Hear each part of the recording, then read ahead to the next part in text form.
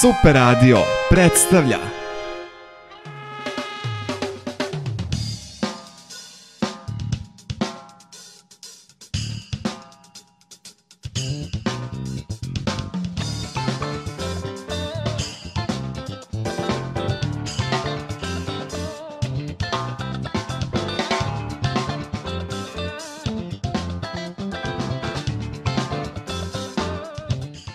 Dragi slušalci, 9 je sati i 5 minuta, jutarnji program na Super Radio i naš gost ovog jutra je gospodin Saša Kostić, predsjednik Udruženja Skupštine stanara, kome kažemo dobro jutro i dobrodošli. Dobro jutro, bolje vas našao. Evo ovdje na našoj terasi iz spavaće sobe vidjeli smo trenutno kako deluje parking servis. Boga mi, oni su aktivni od ranog jutra, nema tu da se naspavamo pa da popijemo kafu i tako dalje. To se kreće. Prema mojim saznanjima ne samo od ranog jutra, nego bukvalno 24 sata u 3 smene. Poslednji proglas o parking servisu, hajmo, to je nekako najsvežije, čini mi se, bar kada je u pitanju Udruženje Skupštine stanara, i za sve one koji možda nisu još uvijek čuli proglas ili za sve one koji nisu na internetu, ima dosta njih koji nisu na internetu i koji nisu vidjeli post, hajmo da kažemo ljudima o čemu se sastoji vaš proglas i o čemu ste vi govorili tu. Pre svega sastoji se od osnovnih zahteva za objašnjenjima koja su nama u ovom trenutku vrlo potrebna, a na osnovu zahteva za dostavom dokumentacije tom javnom komunalnom preduzeću. Mi smo zvanično od njih dobili odgovore na te zahteve i na osnovu tih odgovora imamo još određenih nedoumica i na te nedoumice tražimo konkretne odgovore. Pre svega, koja je u stvari svrha poslovanja i postojanje javno-komunalnog preduzeća parking servis kad se ono ne bavi osnovnom delatnošću. Koja je osnovna delatnost? Pre svega osnovna delatnost tog javno-komunalnog preduzeća je izgradnje javnih garaža i obezbeđenje novog parking prostora, što oni apsolutno, evo već 9 godina koliko postoje, ne ispunjavaju. A od čega oni da plate parking, garaži i tako dalje, kada ljudi bojkotuju plaćanje parking kazni i tako dalje? Ne bih rekao da bojkotuju, jer ja pratim događaj u gradu kao građanin, koristim te parking prostore, vozač sam tako reći svakodnevno i vidim da se aktivno vrši naplata. Tako da iz te naplate parking servis upravo sredstva koja uzima su predviđena po dokumentaciji koja je napravljena da bi se to javno-komunalno preduzeće stvorilo i pustilo u rad i život i rad. Upravo stoji da je ta naplata u stvari osnovni način finansiranja i eventualno subvencije iz grada i donacije raznih tipova iz kojih bi se takve javne površine gradile i obezbedilo, da kažem, jedna normalna komunalna politika što se tiče saobraćaja u našem gradu. Dobro. Ovaj vaš zahtev uključuje i uvid u strukturu zaposlenih i visinu zarade. Zbog čega? Naravno, prvenstveno zbog toga što smatramo da je u posljednjih nekoliko godina došlo do enormnog zapošljavanja po partijskoj osnovi, da su njihove plate znatno višlje od proseka plata u samom gradu i da po nama je to izuzetno neosnovana visina, jer smatramo da oni ne doprinose stvaranju dohotka, nego prvenstveno otimanju lične imovine građana i na osnovu tog otimanja i sprovođenje harača kakav nam nisu sprovodili ni Turci u ono vreme dok su vladali nad nama. Šta podrazumeva mesto građanskog posmatrača koje je također jedan od zahteva vaših? Pre svega aktivno učešće u krojenju poslovne i cenovne politike u javnom komunalnom preduzeću i pre svega garanciju javnosti poslovanja tog javnog komunalnog preduzeća, ujedno i uvidu u sve vidove poslovanja kojim se to preduzeće bavi. Sad, još jedan onako zahtev koji uključuje ovaj proglas, kaže donošenje odluke o izmenama odluke o osnivanju javnog komunalnog preduzeća Parking servis Niš, kojim će na precizan i adekvatan način biti definisani profil i delatnost ovog preduzeća. Ajde da mi pojasnite ovo. Upravo iz onog razloga koji sam malo pre spomenuo da se to javno komunalno preduzeće ne bavi osnovnom delatnošću zbog koga je pre svega stvoreno i nastalo. Znači, mi tražimo zvanično ponovno pokretanje, da kažem, dokumentacije i objavljivanje dokumentacije na osnovu koga to javno preduzeće bi imalo eventualno pokriće za svoj rad i na osnovu koga bi moglo eventualno da obavlja delatnost kojom treba da se bavi, a to je prvenstveno obezbeđivanje bezbednosti i sigurnosti građana u saobraćaju u ovom gradu. Ovih dana na internetu se pojavila i fotografija kako parking servisi plene imovinu, čak se šalju i privatni izvršitelji i tako dalje. Da li parking servis ima pravo na to i koji je vaš savjet za građane i građanke Niša kojima je upravo stigao jedan ovakav zahtev? Parking servis kao javno komunalno preduzeće nema pravo plenidbe, ali imaju pravo izvršitelji. I to javna komunalna preduzeća izuzetno koriste u poslednje vreme kao način i mogućnost zaplene imovine po osnovu određenih potraživanja. I mi u ovom trenutku preporučujemo kao udruženje predsednika Skupština stanara svim našim građanima koji bilo kakvu opomenu dobiju od javno-komunalnih preduzeća da obavezno napišu prigovor i da se obrate pravnim zastupnicima za svu adekvatnu pomoć koja je neophodna u toj situaciji. Jer ovde se, recimo, izvršitelji služe jednim perfidnim trikom da u stilu nemogućnosti dostave pošte tu istu objavljuju na tablama sudova i to je po njima i po, da kažem, smatranju predstavnika zakona legalan postupak, legalan način obaveštavanja i onda to po nama bukvalno znači da svi građani čim ustanu ujutru odmah treba da odu na tablu suda, pogledaju da slučajno nisu tamo njihova imena okačena pa da onda reaguju. Dobro, kada je u pitanju parking servis i uopšte tema kojom se bavite u skorije vreme, nećemo zapostaviti ni toplanu i grejnu sezonu, ali koji su to, da kažem, primarni problemi koji treba da se reše po vašem mišljenju? Javne garaže svakako, dalje. Šta nam je još potrebno kada je u pitanju parking servis? Pre svega i novi vid, da kažem, naplate usluga, jer cenovnik kojim se oni trenutno koriste je takođe nesrazmerno visok i po nama nije zasnovan ni na kojoj, da kažem, razumnoj ekonomiji, nije socijalan, nije na kraju krajeva primeren trenutnom standardu građana. I verujte, niko od stručnjaka kojih smo uspeli da, što se tiče ekonomske struke, da konsultujemo po tom pitanju, nije umeo da nam objasni po kom osnovu i na koji način je formiran cenovnik, recimo od 9.000 dinara za odnošenje jednog vozila ili, da harikiram stvari, između 8 i 9.000, da ne kažem baš konkretnu cenu. Ali, kažem, ni jedan od njih nije uspeo da nam objasni opravdanost tako visoke cene.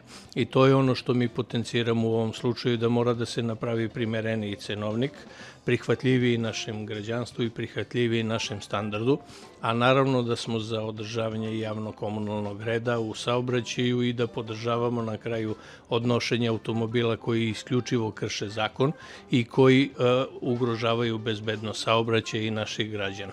To je neosnovano. A koji ne plate kartu, parking kartu? Ko ne plati parking kartu, postoji način kako se to sanira, ali ni u kom slučaju naplatom mandatne kazne, jer mandatnu kaznu javno-komunalno preduzeće nema nikakvu osnovu da naplaćuje. Zna se kakva je pravna procedura, treba pokrenuti u svakom slučaju prema nesavesnim vozačima pravnu proceduru i neka onda zakonske instance određuju kakvom će kaznom kazniti takvog vozača. Nedavno je parking servis krenuo i u kampanju da ne piše odmah kazne, nego su tu prvo opomene. Da li je nekako zasluženo možda upravo vaše udruženje za sve to ili su oni došli same na ideju da malo stišaju strasti? Verovatno da ima i te naše neke male zasluge u tome, ali ne bih baš da ja preuzimam apsolutnu slavu po tom pitanju. Možda i nije u punom procentu, ali verujemo da ima jednog dela procenta i našeg učešća u tome. I ja bih podsjetio samo na eventualne promene koje su se u skorije vreme počele da primenjuju. Mnogi vozači se sećaju recimo situacije da kad se uoči njihova nepravilnost recimo u parkiranju, da je obaveza službenika javno-komunalnog preduzeća da u roku od 15 minuta izvrši obaveštavanje vozača koji je izvršio prekršaj. Sada se taj period smanjio na 3 minuta. bukvalno rečeno nemogućih 3 minuta, jer niko nije u stanju za 3 minuta da završi ono što je krenuo da završi, a pritom da po njima, nazovemo tako, izvršio prekršaj u saobraćaju.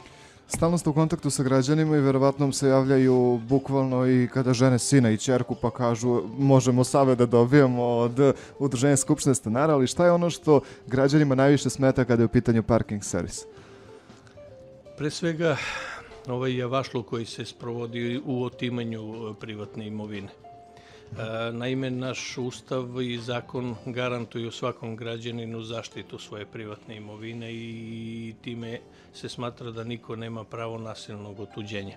Ovo je jedan vid po nama otuđenja i mi mislimo da upravo takav jedan način ophođenja prema građanima upravo izaziva nezadovoljstvo građanstva.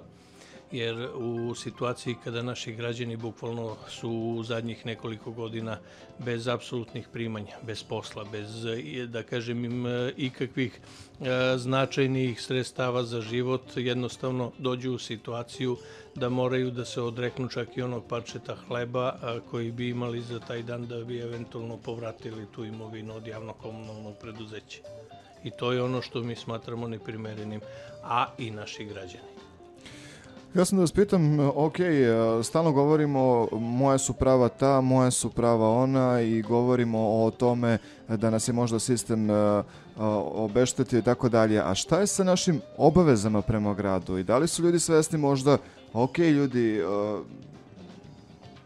plaćamo parking, pa možda i treba da plaćamo parking, a ne možda treba da se parkiramo kako treba, ne da zagradimo pešački prelaz, da ne mogu ni trudnice da prođu, da ne može ni osoba s invaliditetom da prođe i tako dalje. Dakle, kakva je svest građana o tome i da li ćete tu nekako da reagujete? Ja se sa tim apsolutno slažem i podsjećam na malopređašnju izjavu u toku našeg razgovora da treba u svakom slučaju sankcionisati nesavesne vozače i mi to podržavamo, ali ne koristiti mogućnost sankcionisanja da se kažnjavaju i oni vozači koji ne ugrožavaju direktno bezbednost saobraćaja i ne ugrožavaju, da kažem, direktno bezbednost građana. Apsolutno podržavamo primjenu zakona, jer mi se sve vreme našeg postojanja isključivo pozivamo na poštovanje i primjenu adekvatnih zakona i potenciramo da su svi zakoni države Srbije iznad odluka Skupština grada koji su pod dokumenti ispod zakona i moraju da budu usklađeni sa aktuelnim zakonima Republike Srbije. I to je ono što najviše potenciramo u celoj priči.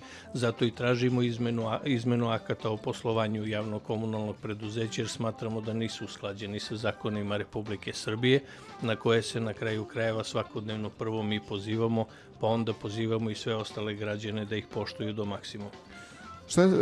Što očekuje sada ovaj proglas i opšte zahteve koje ste vi uputili? Dakle, koji su planovi za parking servis, bar kada je u pitanju Udruženje skupštine stanara? Pre svega održavanje protesta koji će u četvrtak početi od 16 časova okupljanjem na platovu ispred ulaza u Toplani i protestnom šetnjom do parking servisa gde ćemo se ispred njihove kuće obratiti i njihovom poslovodstvu, a i samom, da kažem, menadžmentu grada, odnosno čelnicima ovoga grada, da mnogo toga treba da se ispravi u dokumentima koji opravdavaju i legalizuju postojanost i poslovnost ovog javno-komunalnog preduzeća, a ujedno i da skrenemo na pažnju javnosti na one nepravilnosti koje smo uočili i na one nesuglasice na koje smo naišli u tumačenju i analizi njihove dokumentacije koju su nam dostavili o svom poslovanju. Nadamo se da ćemo sa takvim jednim stavom i sa takvim jednim, da kažem, sa takvom jednom reakcijom izazvati upravo one koji su nadležni u ovoj priči, a to su gradske instance, da preduzmu odgovarajuće mere u zaštitu građana i u zaštitu interesa građana, jer pre svega sva javno-komunalna preduzeća, a i institucije grada su upravo tu da bi bile javni servis građana i radile u korist građanstva. Mnogi ljudi povezuju vaše udruženje i vaše skupove kao novi vid aktivizma i osvanuli su i naslovi Ponovo se budimo i tako dalje. Mene interesuje koliko su građani spremni na aktivizam i da li i dalje važi aktivizam preko društvenih mreža i na internetu smo svi aktivni i borimo se, a kada treba da izađemo i da pokažemo šta želimo da kažemo glasno i jasno, tu imamo neke preče obaveze.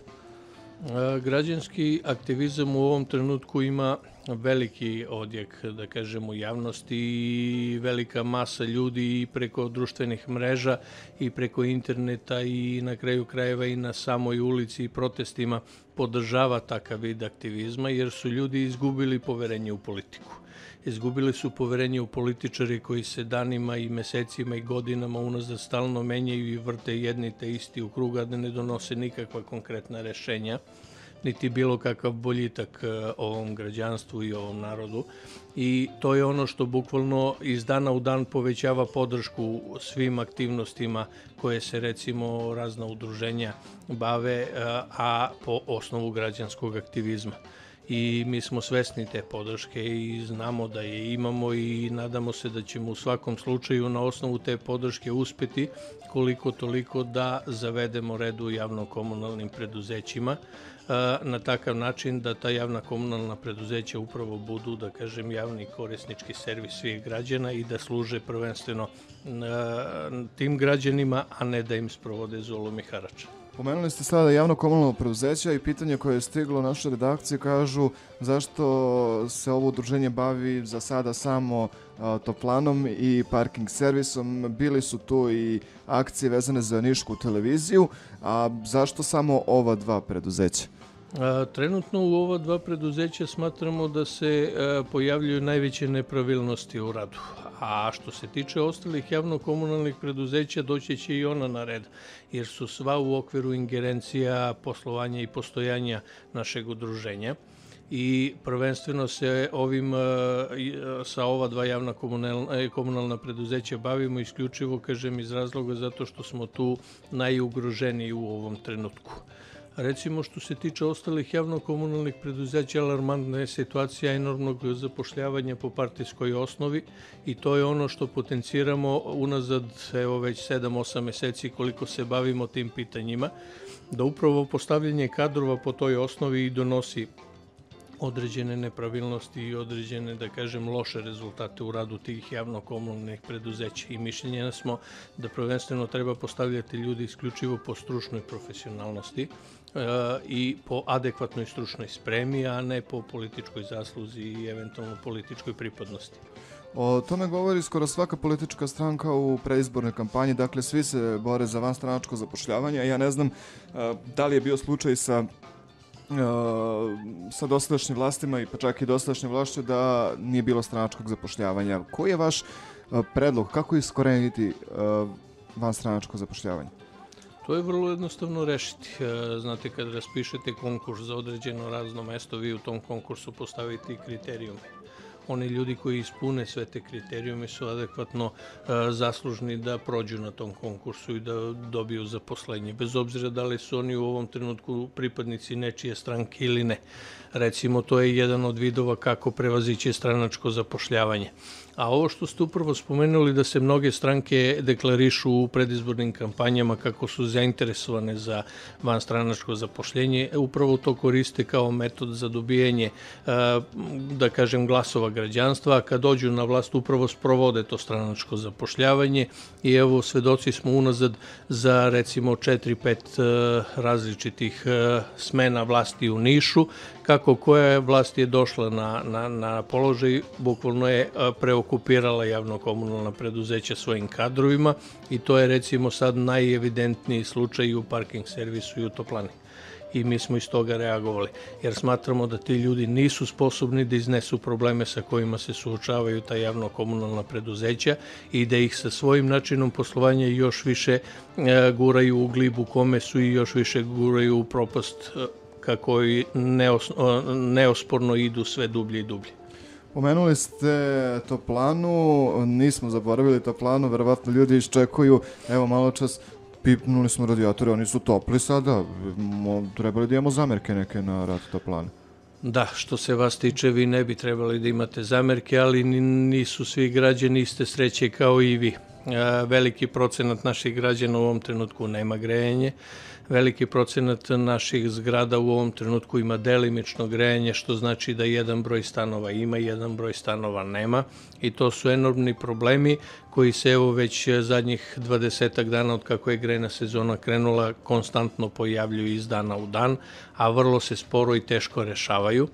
I poenta priče je vezano za taj događaj upravo ono što smo mi sve vreme potencirali, da u proizvodno-tehničkom sektoru je vrlo mali broj ljudi zapošljavan u zadnje vreme, uglavnom su zapošljavani ljudi u administrativnom sektoru i tamo gde je bukvalno njihovo zaposlenje donosi visoka primanja, nije se gledalo na rešavanje ovakvih problema kakvi su trenutno aktuelni u našem gradu i upravo potvrđuje sve one naše konstatacije iz naših prethodnih obraćanja javnosti da je to osnovni problem na kraju krajeva i u samoj toplani i u svim ostalim javno-komunalnim preduzećima.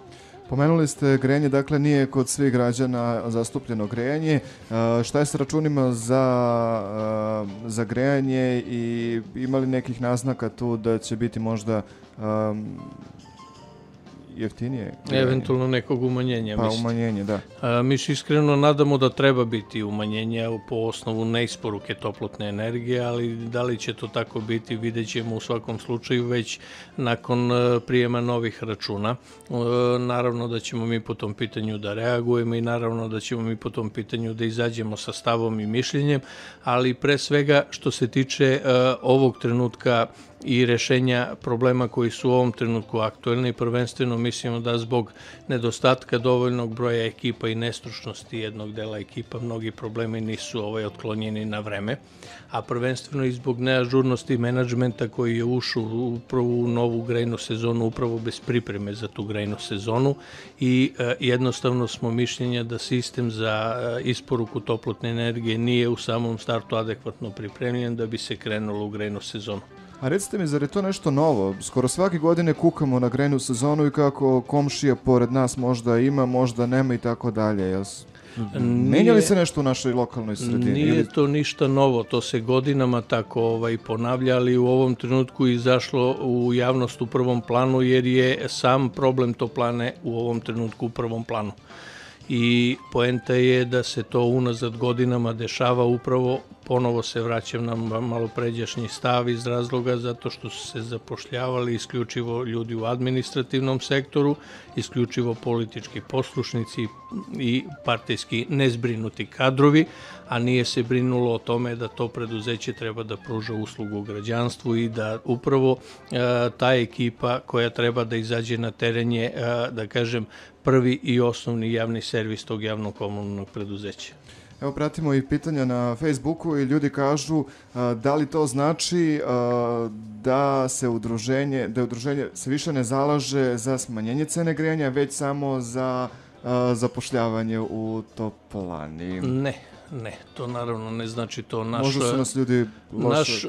Verovatno nisu upućeni u trenutnu situaciju, ali naši osnovni zahtevi koji su, da kažem, istaknuti, a vezani za protest koji se održava u četvrtak, jesu pre svega naknadno smanjenje cena, što je naš osnovni i jedinstveni zahtev u celoj priči, i smena apsolutno kompletnog menadžmenta i poslovodstva u toplani. Da ne argumentujem ponovo zašto, to sam malo pre nagoveštavao.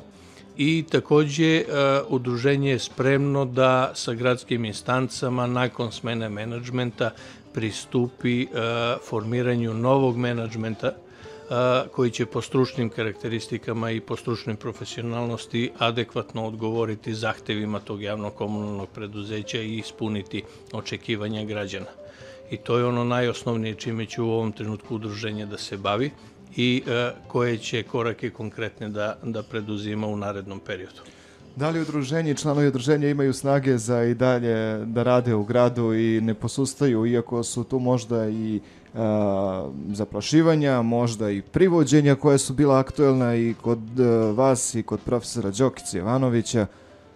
ne nastavljamo dalje. Energije i volje u svakom slučaju ima, ne samo kod nas kao pokretača cele te inicijative, nego i kod svih onih građana koji aktivno podržavaju i priključuju se ovoj inicijativi. Čak mnoga naša reagovanja i dejstva isključivo su zasnovana po osnovu zahteva tih naših građana koji su u celoj toj priči i ja evo upravo koristim priliku da pozovem sve one zainteresovane građane koji žele da se aktivno uključe u celu tu priču i da svojim prisustvom doprinesu što adekvatnijem i jednostavnijem rešenju problema, da nam se priključe u četvrtak u 16 časova ispred toplane, da se priključe u našoj protestnoj šetnji do parking servisa koju ćemo završiti gostovanjem ispred gradske kuće i obraćanjem i gradskim zvaničnicima i time doprinesu da sa što većim brojem i što većom masovnošću bukvalno stavimo instancama grada do znanja da ima u ovom gradu ljudi koji su spremni da se bore za svoje interese i koji neće popustiti pred pritiscima i pred raznim vidovima represije. Pretpostavljam da vas i građani zovu, kao što sam i pomenuo, bukvalno i za ženidbu i za udaju ćerke. Zašto građani mogu da se obrate ne konkretno vama, nego udruženju? Što se tiče samog udruženja, isključivo za pitanja vezana za javno-komunalna preduzeća i one probleme koje ih po tom osnovu muče, jer mi smo u momentu našeg formiranja i u momentu našeg stvaranja na kraju i izglasali jedan statut koji nas obavezuje isključivo da se tim pitanjima bavimo. Naša nadležnost nije vezana za druga pitanja, tako da za sva ostala druga pitanja preporučujemo naše partnere u celoj ovoj priči, pre svega Forum Centar za zaštitu potrošača, lokalni antikorupcijski forum i sindikate za zaposlena, nezaposlena i privremeno zaposlena lica, sindikate SZRO, sa kojima smo u svakodnevnom kontaktu i u svakodnevnoj saradnji, tako da u stanju smo da pružimo i svu adekvatnu pravnu pomoć svim našim sugrađanima po sistemu pro bono, jer naši pravnici, advokati koji su u okviru udruženja to svakodnevno rade. Mi saslušavamo u svakom slučaju probleme građana, gde možemo da pomognemo, aktivno se uključujemo u to, gde ne možemo i nismo nadležni, upućujemo na prave i adekvatne adrese koje mogu da im pomognu i nadamo se da time doprinosimo rešenju problema. Govorimo o finansiranju ovih komunalnih preduzeća, građane interesuje i kako se finansira udruženje i odakle para za sve akcije. Isključivo od članarine naših članova koje iznosi 120 dinara po jednoj stambenoj jedinici na nivou godine ili 10 dinara na mesečnom nivou i to je naš osnovni i jedini vid finansiranja koji je omogućen i odobren statutom i mi se isključivo toga pridržavamo. Mi nemamo predviđenu opciju niti donacija, niti predviđenu opciju nekog poklona, niti bilo kakvu drugu predviđenu opciju finansiranja i nas to u ovom trenutku ne interesuje i u narednim budućim trenucima. Na osnovu ovih sredstava koje trenutno prikupljamo po osnovu članarine mi završavamo sve naše potrebe i obaveze koje imamo prema reklamnom materijalu i prema materijalu koji je potreban za dostavu recimo nadležnim instancama i to su izuzetno, da kažem, mizerna sredstva, ali nama zadovoljavajuće. Gospodine Kostiću, hvala vama na ovom gostovanju. Za kraj možemo samo još jednom da pozovemo ljude. Četvrtak od koliko sati? Od 16 ispred gradske toplane sa protestnom šetnjom do parking servisa i završetkom protestne šetnje ispred gradske kuće. Hvala vam i za kraj razgovora ne bih želeo da vam poželim sreću, nego što manje posla i da izguramo sve ovo kako valja. Hvala na lepim željama i hvala na pozivu. Poštovani slušalci, 25 minuta ostalo do 10 sati, ovo je jutarnji program, budite i dalje uz nas, imamo zanimljive priče za slušalce Super Radio. Ljudi sa idejama, pridružite nam se, info@superradio.rs.